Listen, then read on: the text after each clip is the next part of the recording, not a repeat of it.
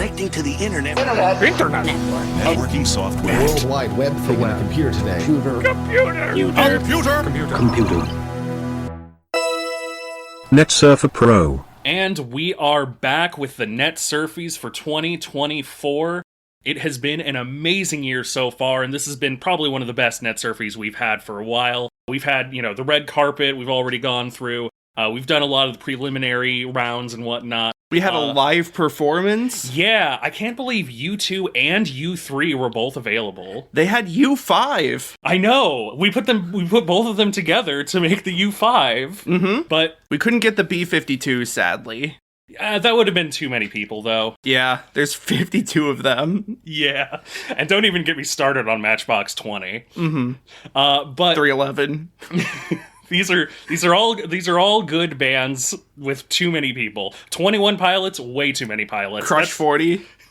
Crush 40 what? But we're having some real good goofs up here, and that actually leads us to the final category of tonight. The final category of tonight. Yes, that's right. I know that everybody in the crowd's been so excited looking forward to this one. I can see some of the nominees in the crowd right now, actually. But right this second, we are going to be announcing the Netsurfer Pro 2024 Joke of the Year. But first, we have a bit of a special thing here. Yeah, a sort of honorable mentions. Dishonorable mentions, really. Well, yeah, we have a very nice, slideshow of all the jokes that didn't actually make it into episodes this year. So we're going to be paying honor to all those paying dishonor to all those jokes, playing them for all of the audience. There's probably not going to be a lot of laughs, because these, again, are the jokes that didn't make it this year. But, after that, we can go ahead and read off the nomineers.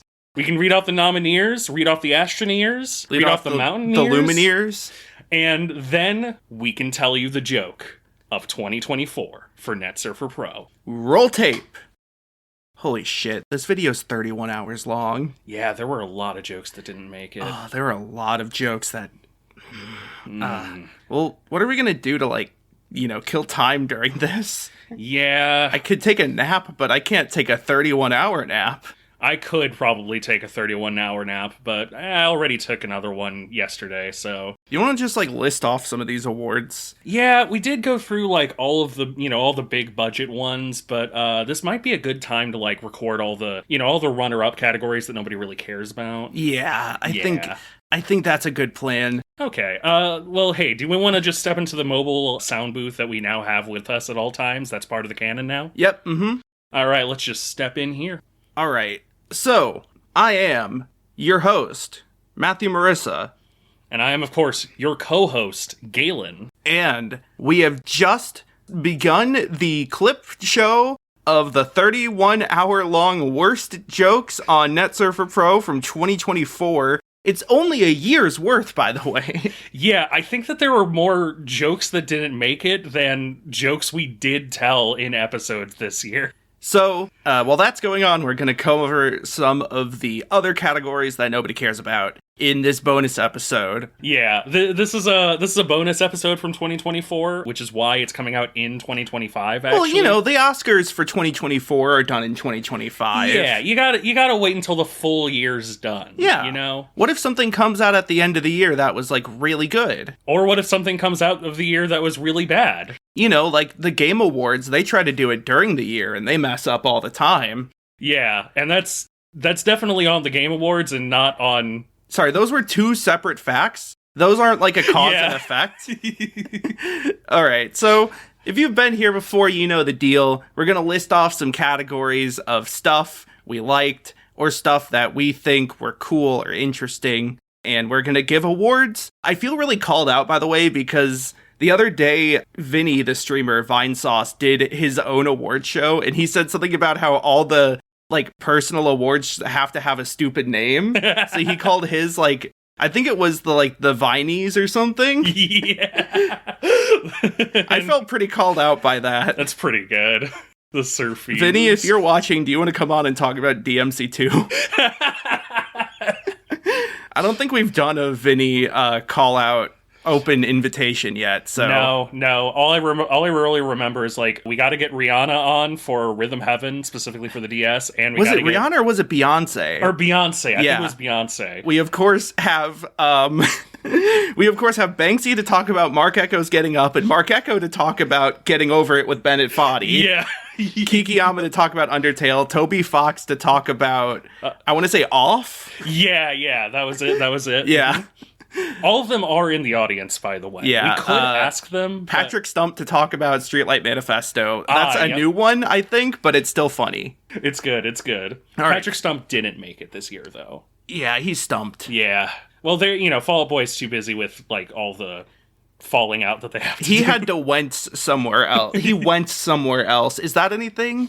Fall Out Boy went to a different show? Oh, hang on. I'm checking with my... the lawyers are flagging me down. No. I'm glad we have these lawyers that are also, like, comedy judges. They're really talented. Yeah. They make sure we don't get sued and that we tell good All right, jokes. they're nodding at us to move along. Oh, yeah. Okay, hang on. This We're is getting being funny. we're getting Yeah. the please wrap this up. Jeff Keighley himself is coming to say please wrap this up. Our lawyers aren't doing anything about the diss we made towards the Game Awards, so I think we're fine. All right. We should get into the first of the subcategories then, Yes. which is actually going to be the longest of the categories because it is the best longest. Yes. Now, this is a category that we made a while ago, at least in one of the previous Netsurfies, over what was the best... Oh, God, if there was only a way to describe... Oh, best longest thing. Yes. So usually this is either a live stream or a video. I believe that that's all we currently have right now is a bunch of live streams and videos. I suppose that we could also do like live performance art, but I don't know if that works well in a net format, but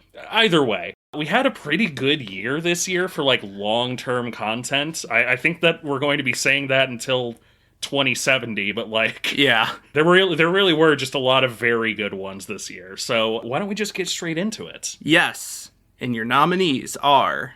The Spectacular Failure of the Star Wars Hotel by Jenny Nicholson. This was a halfway through the year contender that was just an incredible experience from beginning to end. Jenny Nicholson did the legwork for the journalistic integrity on Jenny Nicholson for spending a lot of money to get a very subpar experience was commendable, and I think that she also did a very good job kind of going into the mentality of Disney as a business kind of in the current year.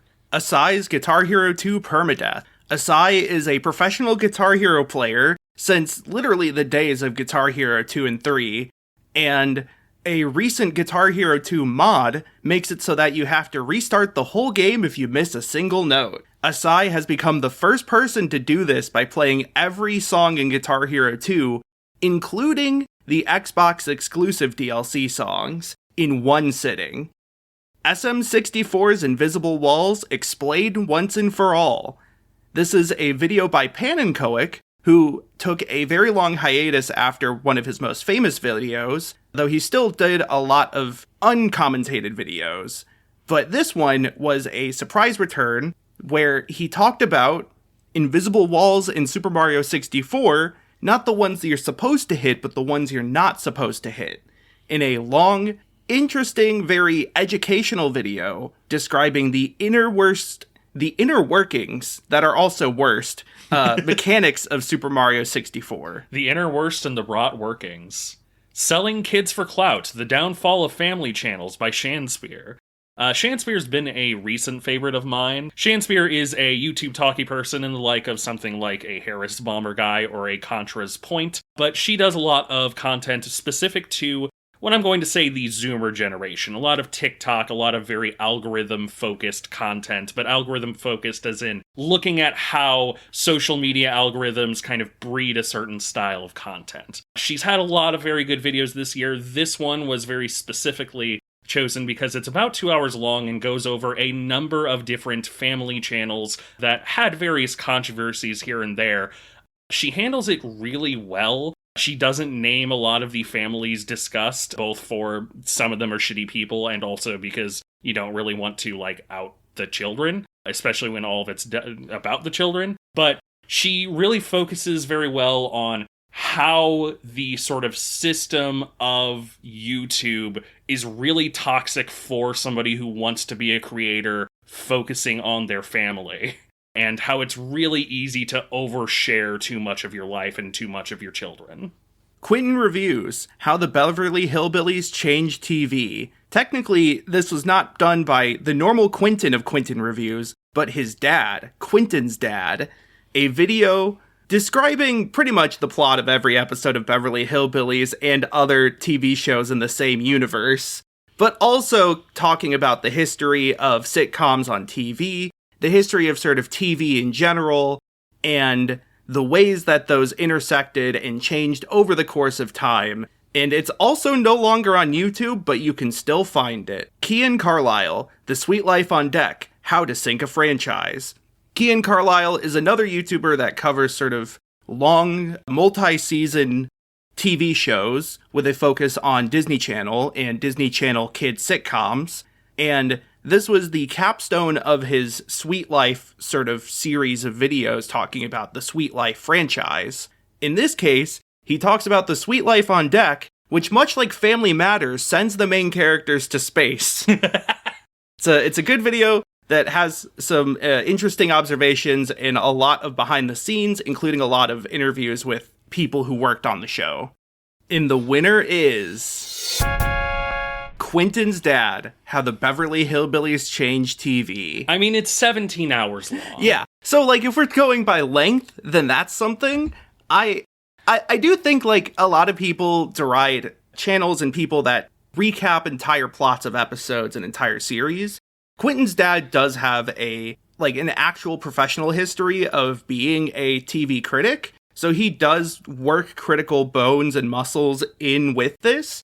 I also think it's neat because this was entirely a project for Quentin Reviews and his dad to, like, bond together and do stuff together. Yeah. And I think that aspect of it is really nice and kind of what takes it over the edge.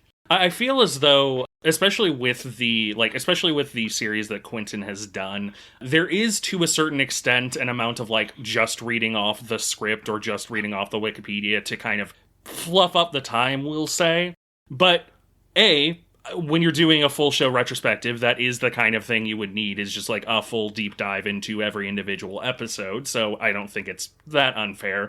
But especially, I also think that it's fair to do it with the Beverly Hillbillies, considering that, I don't know if you know this, most people our generation haven't actually watched the Beverly Hillbillies. I mean, how many black and white shows have you actually watched? Let's see. I Love Lucy, The Matrix. Wait, that one has green. The Matrix 2. Sure. Okay. Really quickly, we are going to kind of gloss over our next category because it's one we're removing this year. We had Best Live Stream, but I think both of us have not really expanded our, like, breadth of what live streams we watch. And so it has gotten a little repetitive in terms of our, like, nominees. So we're kind of discontinuing it, but we do want to shout out a few things just beforehand that, like, weren't worth keeping the category around, but we still wanted to mention. Yeah, these are your nominees for a category that doesn't exist currently, but consider all of them an unofficial number one for the year. Yeah, so the quick shout out was the Assize GH2 Permadeath, which we mentioned in Best Longest. That was the other thing, is that oftentimes the live streams would be included within the Best Longest, unless they're like an ongoing series of live streams, such as Mog Swamp's ongoing dirt digging live streams. Mog Swamp is one of the, like, 3 Minecraft YouTubers I watch, and he promised to dig, like, 10,000 dirt blocks for every subscriber he got, and got 1 million fucking subscribers, so he has to dig, like, 50 million fucking dirt blocks. And so he's up to, like, 7 million at this point. It's been fun. And P-Chow and Squirk's runs of Run and Bun, which is a Kaizo Pokemon Emerald ROM hack that came out last year and is incredibly, like, complicated and diverse. It rebalances Pokemon to make everything viable, and seeing these two players play through their runs, attempting it several times after losing the game several times, and then seeing their final playthroughs where they successfully beat the odds is a real treat. Yeah. So now we're going to Best Edited Content, which is specifically edited content on the internet. Typically, video essays is, I think, almost all of this. Yeah, more or less. Best edited and best longest could theoretically have some overlap of their own, but I think that best edited broadens it just enough to be its own distinct category. For example, you could do like multi-parters, but for this year, your nominees are I Don't Know James Rolfe by Folding Ideas. Folding Ideas, aka Dan Olson, had another great year this year, but I Don't Know James Rolfe is probably one of the most prescient to this specific podcast, considering it has to deal with James Rolfe as the angry video game nerd, a cultural touchstone of, in and of himself, but also the community that's popped up around James Rolfe, the anti-community that's popped up around James Rolfe, and sort of the way in which we interact with people on the internet, the people that we enjoy on the internet. It's a lot about parasocial relationships. Yeah. Bumbles McFumbles' Silent Hill Ascension 3-parter. Bumbles McFumbles is a returning favorite to the show. He had a wonderful video over Silent Hill Ascension, a terrible, terrible Silent Hill product. He ended up making a 2-parter afterwards that caught up the 2 storylines in Silent Hill Ascension. It's also just a really good retelling of a show/thing I would never want to watch on my own. Now with a group, maybe. Yeah, maybe with a group, but... Kawaii, Anime Propaganda and Soft Power Politics by Moon Channel.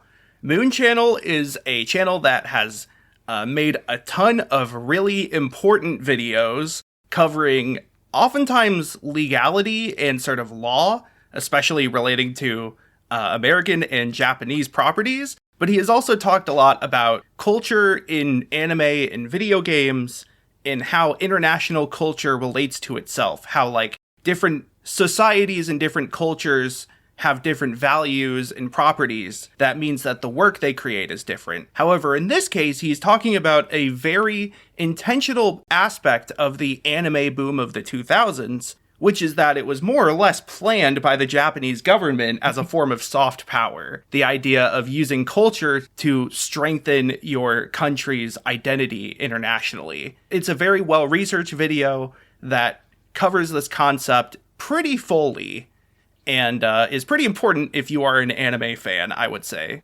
Patricia Taxon, The Endless Universe of Being and Nothingness. Patricia Taxon, I think, is a returning favorite of the podcast as well, but it talks about the puzzle game Being and Nothingness, which is, by the way, a phenomenal puzzle game, but also a lot about the concept of mastery of technique and education in the process of learning. Noodle, the best forgotten racing game. This is by far the shortest one on the list, but it is the one that I have personally rewatched the most. Noodle and Punk Duck of Punk Duck, the YouTube channel Punk Duck, came together on a really fun little episode, one of the cardboard animated episodes of Noodles, over MotorStorm, the MotorStorm series. It's kind of a great little video exploring a forgotten racing game, but it gets into the weeds of kind of how a video game gets forgotten, let's say. How a mid-range developer sort of makes something great and then just quietly goes into history. Sagan Hawks. No one can find this creepy dinosaur game. Sagan Hawks is another returning favorite of the podcast, who normally does video essays on creepypasta and web horror and unfiction. And this one seems to be no exception. A weird, odd, sort of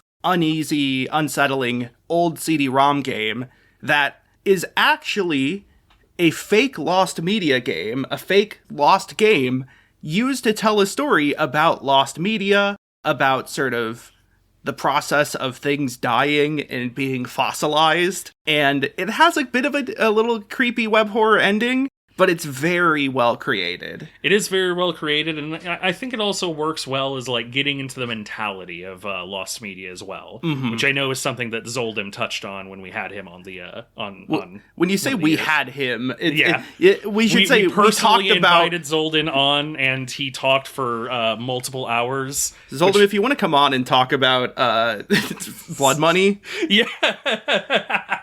Okay. And then we do have a runner-up because this was a video that technically came out at the very, very tail end of last year. Yes. So the runner-up for this year is Lindsay Ellis's The Ballad of John and Yoko. I believe that last year, or a little while ago at the very least, on the podcast, I've definitely mentioned it. I'm pretty sure it was in our Netsurfies for last year. And the thing is that it was originally released only on Nebula. But this year, it was released publicly on YouTube for free. And so there is no excuse. Please go watch it. It is, like, legitimately one of my favorite video essays, period. Just wait till they talk about Lee Harvey Oswald. Yeah. And your winner is... I Don't Know James Rolfe by Dan Olson / Folding Ideas. Yeah. Yeah. I think this is one that drew a lot of discussion and some controversy, because I think a lot of people missed the point to an extent. Yeah. That it's meant to be obsessive in some ways, and it criticizes James Rolfe, and then it goes down the rabbit hole of, like, getting too critical of somebody you don't know. I Don't Know James Rolfe feels important in a way that a lot of internet media, like, not that internet media doesn't feel important, but, like, you know, How the Beverly Hillbillies Changed TV is very important to understanding TV. Sweet Life on Deck is very important to understanding the Disney Channel during a certain period. I Don't Know James Rolfe feels important to video creation, to the idea of content creation, because it is a character exploration of James Rolfe. It does get into some of the weeds, but it doesn't do so without purpose, and that purpose is more of a sort of internal reflection of, like, who do the people that we watch become when we're not looking. I also think that while you could make criticism of Dan Olson, the fact that, like, some of the pseudo-obsessive things he does, like recreating the basement and whatnot, you can kind of understand it as, like, a bit for a video, or at the very least as, like, something done to make a point in a video. And so it feels like it's more of the sum of its parts, basically. Yeah. It's not just a dunk video. It's more than that. It's about videos. So that was all from either creators we've talked about before, or pretty big creators in the case of, like, Lindsay Ellis or Folding Ideas. This time we are talking about small creators. Yes. I believe that small creators, I don't know if Patricia Jackson was brought up in one of the previous ones for small creators, for example. I know Sagan Hawks and Bumbles McFumbles were. Absolutely they were. And Zoldim, yeah, previously and mentioned. And Kian Carlisle, I'm pretty sure. Actually, yeah. We like our small creators here. Yes. So we do have a sort of subscriber/follower limit. Yes. The general idea is about 100,000 followers on YouTube is knocks you out of the running. And a kind of equivalent 10 on whatever your platform is would knock you out of the running. So 1,000 followers on Twitch. I don't actually know probably how you would... more than that. Yeah. Twitch and YouTube followers are pretty similar in numbers, I would say. Yeah. But either way, we are highlighting some small creators you may not have heard of, but we have. And your nominees are... Medusone, in memory of Kim Kardashian. Medusone, Medusone, I'm not entirely certain how to pronounce her name, is a, like, quick favorite of mine. Her most recent one was a, like, 4-hour video about Desperate Housewives, which was also very good. But I'm specifically shouting out her in memory of Kim Kardashian video because it was the one that personally captured me. It's a deep dive into the video game, like, pop star. I want to say it's like pop star Kim Kardashian, but it's an exploration into not just Kim Kardashian, but how culture treats famous women, especially famous women who have gotten famous for, quote, doing nothing, even when they may be extremely smart businesswomen. Togain, MapleStory Iceberg, The Race to Level 200. Togain is a YouTuber and streamer that talks about the video game MapleStory, which is a super long-running MMORPG from Korea that has been around since, like, you know, the early 2000s. It's a very long-running one, and a lot of people have fond nostalgic memories of its early days, but not many people have really talked about or made, like, edited, scripted videos about those early days, except Togain, who has done a number of sort of video essays covering the history of this very long-running MMORPG. In this case, the video I recommend is one talking about the race to level 200, which is, people racing to get the highest level in the video game. And it covers a lot of the, popular, well-known micro-celebrity players at the time. If you know who Fangblade is, keep an eye out for Fangblade. JC Foster Takes It to the Moon. Too many shorts to count. JC Foster Takes It to the Moon is a YouTube channel done by, I have to assume, JC Foster, that has kind of become an immediate favorite. I know that a couple of his bits made its way to a couple of different streamers. I want to say Joel specifically made the, Elvis joke. Oh, yeah. The one I'm going to recommend is how teachers could actually make drugs uncool. But there is also the, songs by Elvis one, which is just wonderful. Like I said, too many shorts to count. I feel like with this format especially, shorts creators and comedy creators don't often get a lot of times to shine. But JC Foster has been wormed his way into our hearts. Lowercase j, YouTube poops, fesh pints, and you. Lowercase j is a cultural video essayist who has sort of really quickly grown in popularity. I think has gotten at least a shout out from H Bomber Guy. Nice. And despite that, though, they're still pretty unknown and still, by the end of this past year, still we're under our cap for popularity and, followers. But Lowercase j makes video essays on a variety of interesting topics, with one video in particular, the one on YouTube Poops and Fesh Pints, covering not just the Fesh Pints trilogy of YouTube Poops by Crobo Productions, but also YouTube Poop as an art medium, as sort of a creative thing. A lot of discussion on sampling and sample culture and counterculture, and if you like the stuff we do, you like Lowercase j. And the winner is... Lowercase j. Yeah, remember when I said if you like the stuff we do, you'll like Lowercase j? Yeah. I like the stuff we do. Yeah, a recurring thing that I really wanted to focus on with a lot of the winners this year was, are they relevant to Netsurfer Pro in one way? Are they relevant to the internet? And I think that, talking about YouTube poops and talking about something like Fesh Pints with more of a serious edge, more of a critical and analytical eye, is the exact kind of thing that we want more of. Exactly. This is the exact thing we want to see, is people doing real deep dives and real analysis of silly YouTube videos. That type of thing, yes. So next we have Dumpster Fire of the Year, which is a sort of the most dishonorable of them all. Yeah, this is if all of these are the subcategories, this is the subbest of subcategories, and not in a good way. Yeah.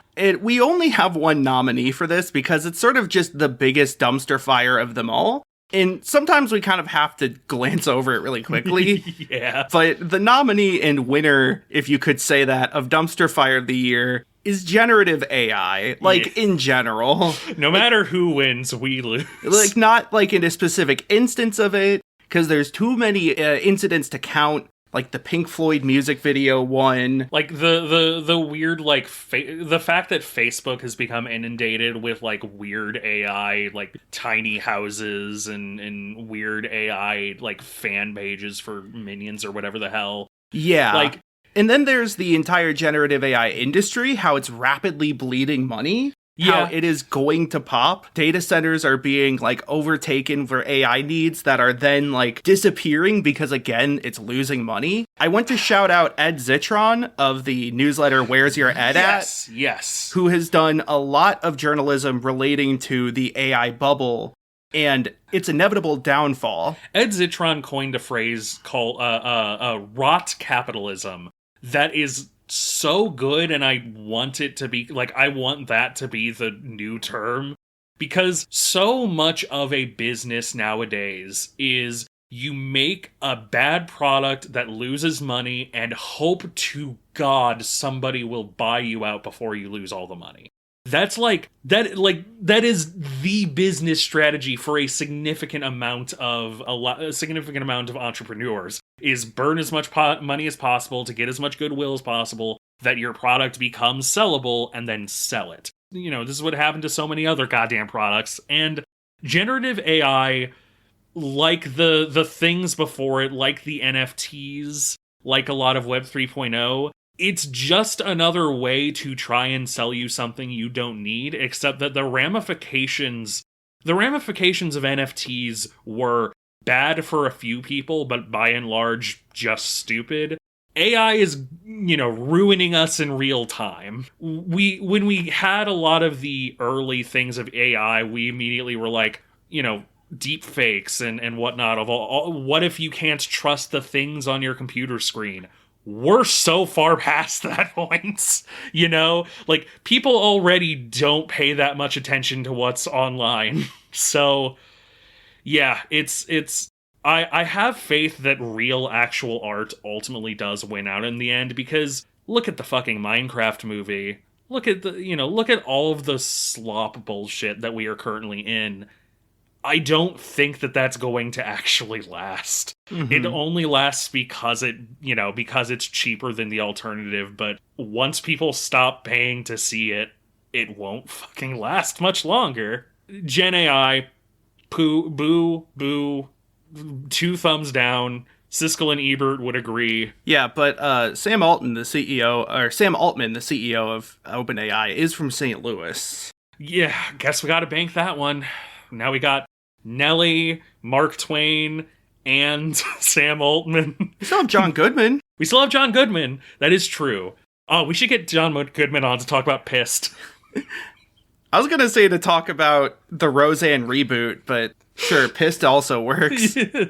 Or just Cloverfield. That would be even funnier. Yeah, that would be pretty good. All right. I'm actually going to skip ahead to the next category really quick because it's another one and done. Yeah. We have a category called Streamable Thing of the Year, which is our Golden Globe. The Golden Globes had an identity crisis because they realized that more movies were releasing on streaming than in theaters, but also so were TV shows. Yeah. So they just decided to combine them, and we've combined our movie and TV show nominees. The problem is we don't watch a lot of movies nor TV shows. Yeah, this was a very unstreamable year. Well, no, it's just that we aren't really purveyors of those Cs. Unstreamable year for us, specifically. Yeah, well, yeah. So, we only have one nominee, really. There's things we could nominate for the fun of it, like Arcane Season 2, or technically Shadow the Hedgehog, aka Sonic the Movie 3, but we only saw that one, 2 weeks ago, so it was a little recent. Maybe expect that for the 2025 Netsurfies. Yeah.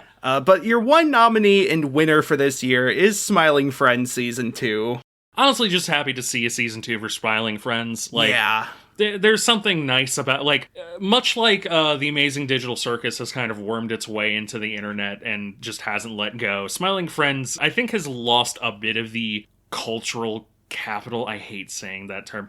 It's lost a bit of the presence, but it hasn't gone away, and it's not it is nice to see passion projects continuing. It's not as surprising as when it first released, but it is still good. Yeah. I think there's been a few internet creators who have really gotten their own shows, usually through Adult Swim. Things like Hargnal and Scolio Pipio, which I want to say was by Sick Animations. Still a very funny name for a show. But Smiling Friends feels the most internet in terms of its pacing, its writing.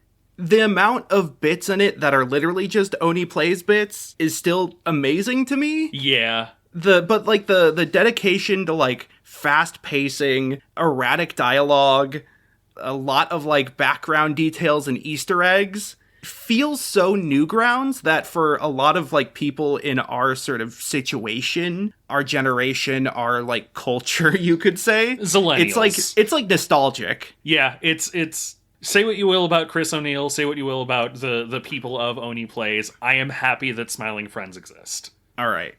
Now we're going to a big category. We don't watch a lot of TV or movies, but we listen to a lot of music. Yeah, this was the first year I can actually recommend if you go back and listen to a number of the years, I do not listen to a lot of different albums. I just don't have a lot of time and or have depression. But I did make it to this year. I did actually use my ears a couple times. Wow. I know. Not on the podcast. I mean, I encourage anyone to not use their ears on this podcast. All right. So, the album of the year this year, nominees specifically this year are Call Me Malcolm, Echoes and Ghosts. Call Me Malcolm, a ska punk group headed by Lucius Malcolm, the front man. Echoes and Ghosts was their release near the start of the year that honestly blew me away a bit. It is a very sort of cohesive, almost a concept album relating things like murder mysteries or time loops to the process of growing and moving past who you were in the past. And it makes me think a lot of Disco Elysium. That's a very strong recommendation. Joey Valence and Bray, No Hands.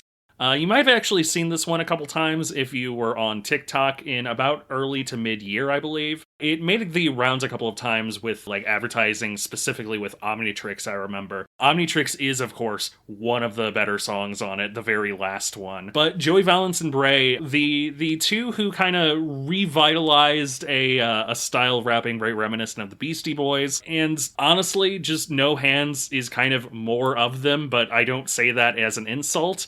They have, I think, some of my favorite songs that they have made thus far. Punk Tactics is a hard thing to follow, and I think No Hands did a pretty damn good job. They're like part Beastie Boys, part Prodigy, part like nerd rap. Yeah. But they have so many good bits.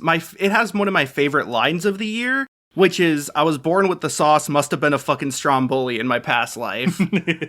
Lilac Stranger, Dreaming in Lilac. Lilac Stranger is a Portuguese swancore band with a female vocalist that I found completely by accident last year and fell in love immediately, with their album Dreaming in Lilac being one of my favorites of the year, hence its space on here. They've got like the sort of swancore math rock style switching of time signatures and fast guitar rhythms. They do have a lead singer, scream singer sort of duality going on, and a lot of song titles that are inspired by video games, like Tick-Tock Clock or Shooting Star Summit. Macintosh Plus, Pig Danger 777.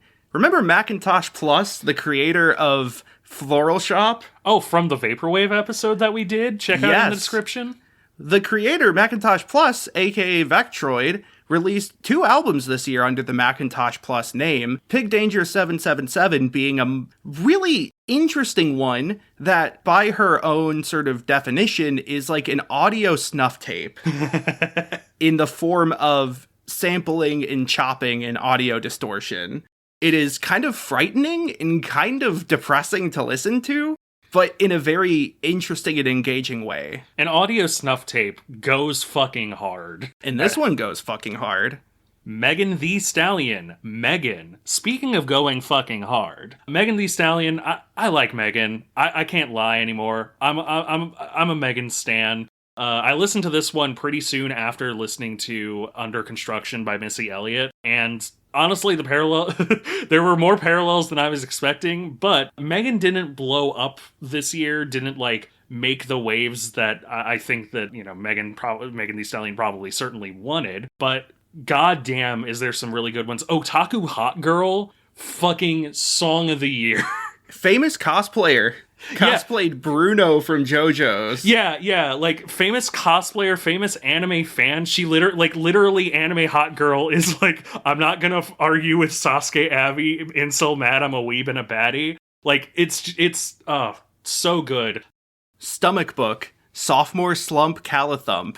Furries make good music. Trans furries especially had a great year for music. Sophomore Slump Calathump being the second album by Stomach Book, a sort of noise rock with a lot of, honestly, almost like J-style and hardstyle influences in terms of sampling and instrumentation, but a lot of like hardcore and, like I said, noise rock influences in terms of production and songwriting, some like circus elements even at times, all to make an album that sounds very kind of all over the place at times, but very cohesive despite that, and very furry. Being a furry is a gateway to playing good video games and listening to good music.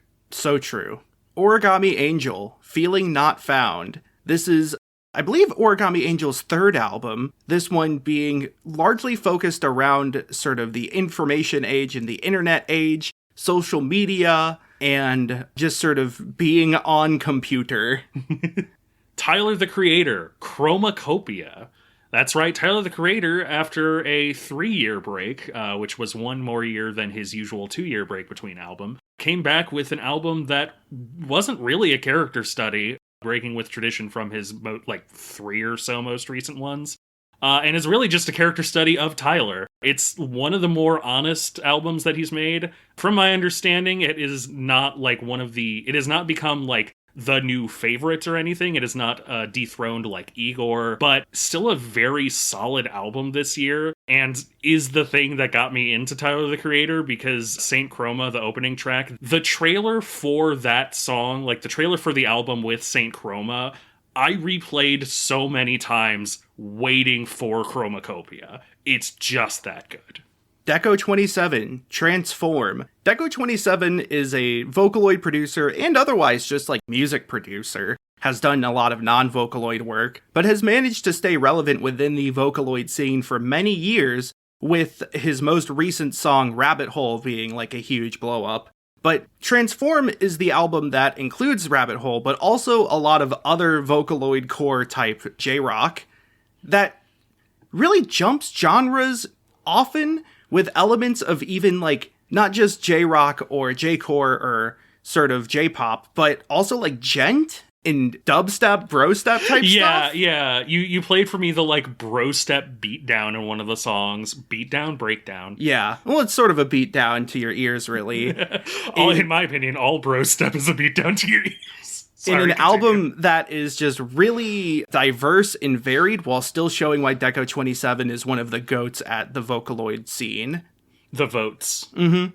And the winner is Sophomore Slump Calathump. Yay, I didn't listen to this one. You listened to some of it. I listened to some of it. This is my album of the year by far. It's funny because this is the true test for if you're able to kill the cringe inside of you.